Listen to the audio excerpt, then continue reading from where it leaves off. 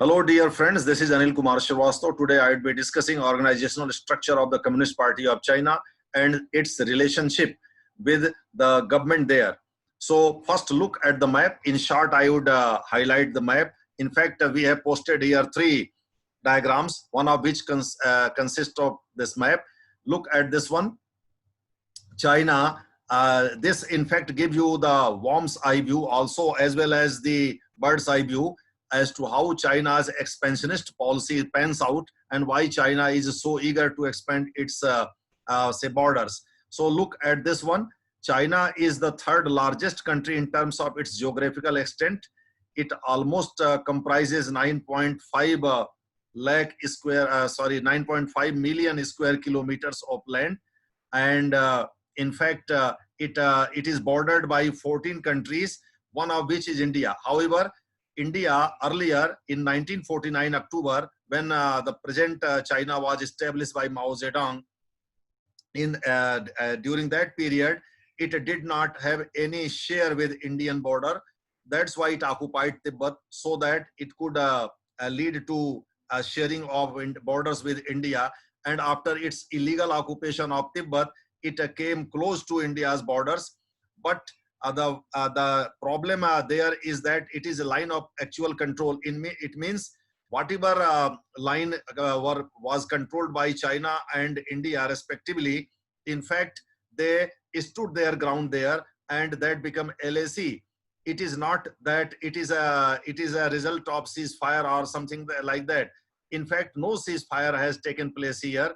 It was unilateral ceasefire only in Arunachal Pradesh, when China, after it felt that it had defeated India, it retreated, it went back from China.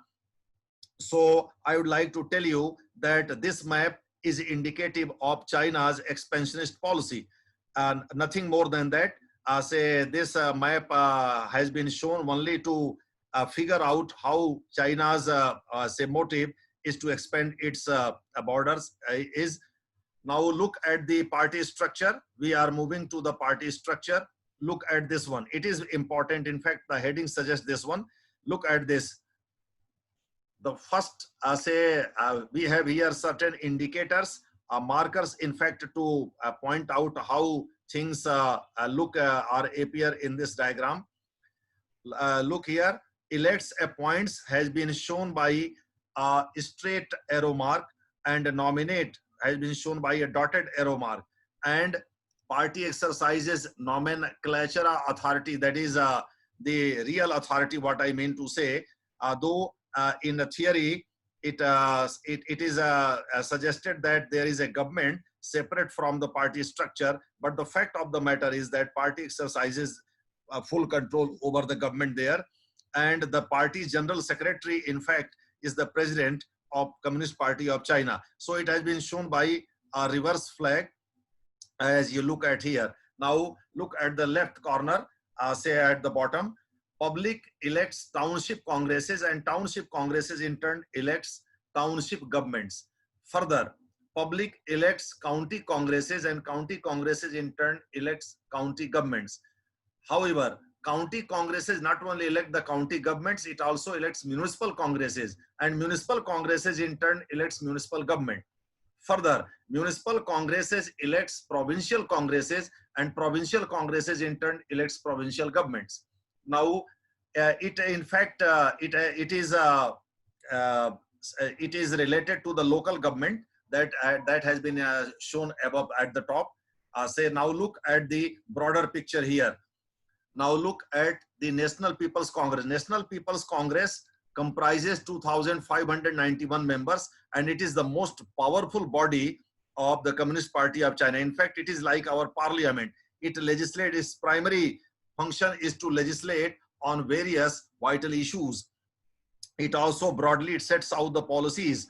Now, since it meets once in 5 years, so its work day to day, not day to day, in fact, yearly basis, you can say, is looked after by standing committee. Even day-to-day affairs say could be looked after by standing committee that relate to election and others. So the National People's Congress elect the State Council. State Council is like our Council of Ministers. It comprises 30 members, and it is headed by the premier. Here the name of the premier appears Wen Jiabao. In fact, right now it is Le Keqiang, not Wen Jiabao. It changed in November 2012 when the current government there was elected to power. Now look at this one. So a state council comprises 30 members, but since a state council does not meet day in and day out, that's why in order to discharge the functions of the government, there is a standing committee comprising 10 members, and this standing committee is again elected by the National People's Congress. It is considered one of the most powerful committees. In fact, you could look at this. There are 3 standing committees. One standing committee that looks after the work of the National People's Congress, another one that looks after the State Council, and further another one that you would look at the right extreme, the standing committee that looks after the work of the National Party Congress. In fact, there is a difference between National People's Congress and National Party Congress. All the members of the National People's Congress are not the members of the National Party Congress. Some of the members of the National People's Congress, in fact, are in the State Council and a standing committee. So the number reduces, and National Party Congress, it is the, in fact, the basic unit and the most powerful unit of the Communist Party of China. It is not parliament, it is parties, in fact, structure.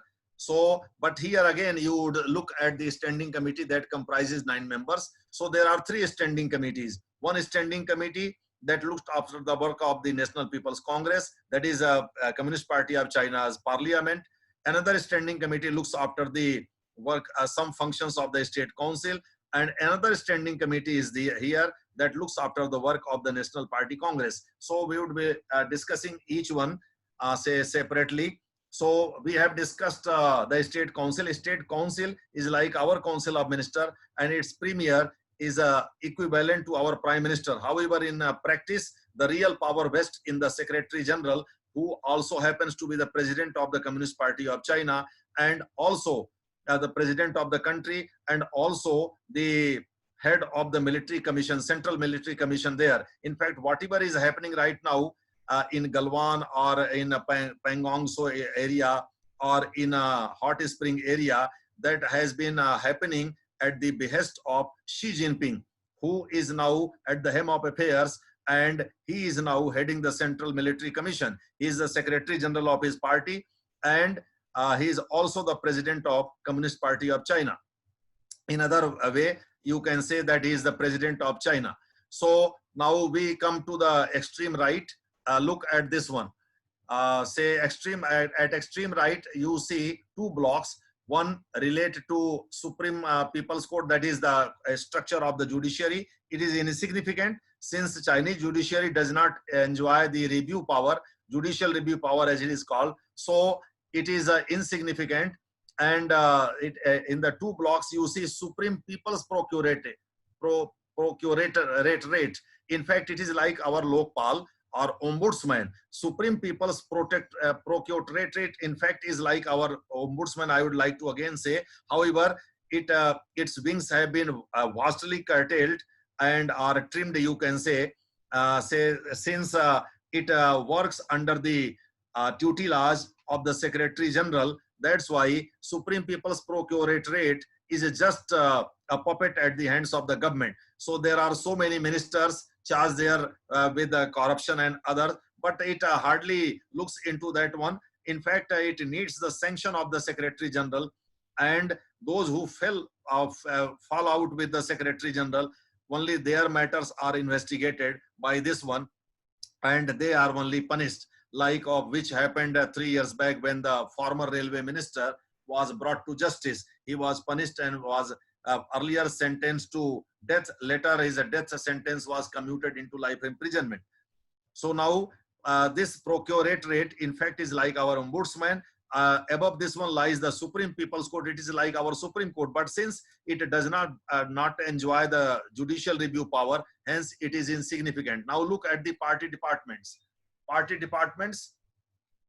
Look at this National Party Congress. I have already explained to you the difference between the National People's Congress and National Party Congress. It is parties Congress. It has nothing to do with the National People's Congress. In fact, National People's Congress is the legislative body, is parliament and the most powerful body of Communist Party of China, while National Party Congress looks only after the work of the party. In fact, it elects the Central Committee, which comprises 198 members. Since National Party Congress also meet only once in a year, so say its business is broadly ruled or looked after by the Central Committee.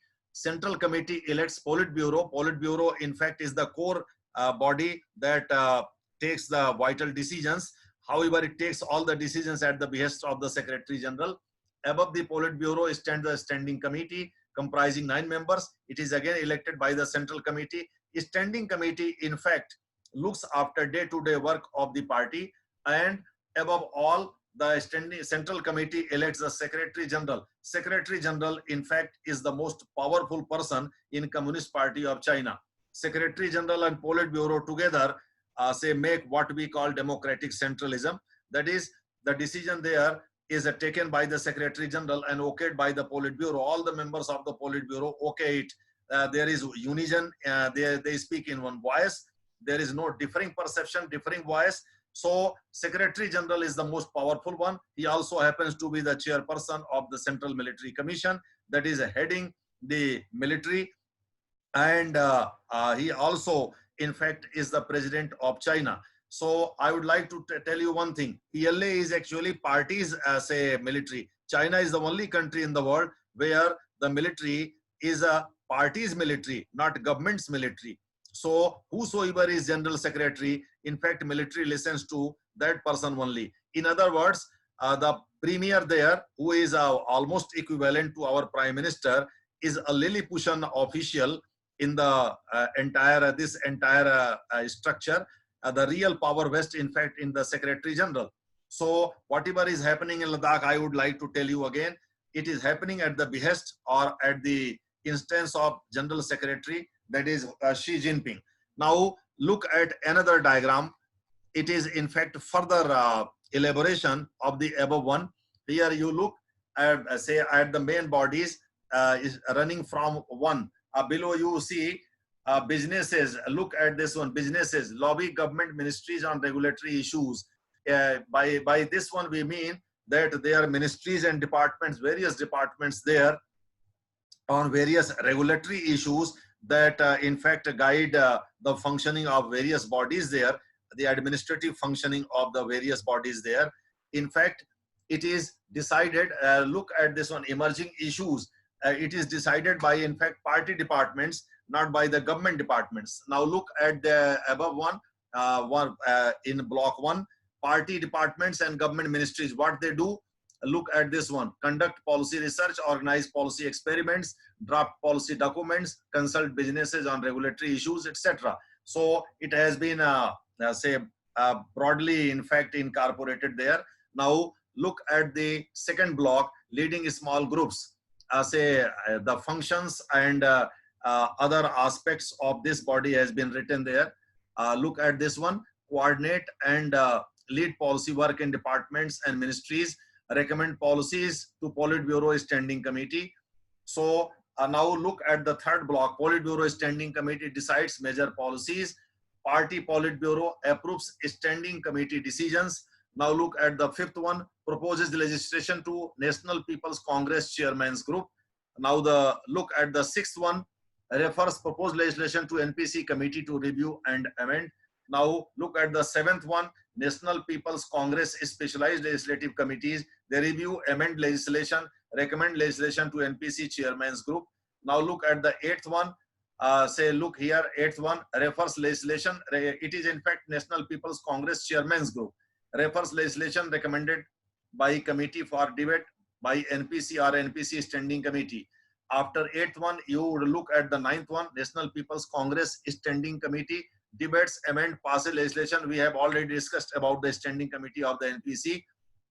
Now look at the 10th one, National People's Congress debates, amends, passes legislation or ratifies legislation passed by Standing Committee. And lastly, we would be looking at the 11th one. In fact, it has been given lesser importance. In fact, it is of lesser significance. State Council, which in fact is like our Council of Minister, but in fact it hardly matters there, as the major decisions are taken by the party Politburo, and party Politburo is directly commanded by the Secretary General there. So we have attempted here to discuss the organizational structure of the Communist Party of China. I would like to tell you that in fact, the Maoist insurgents active in northeastern and other parts of India, that we popularly known as Maoist insurgency. In fact, their party structure is similar to this one, and there is also a Secretary General and say standing committee, central committee, etc. More importantly, the Politburo, which is the core committee making or taking all the vital decisions.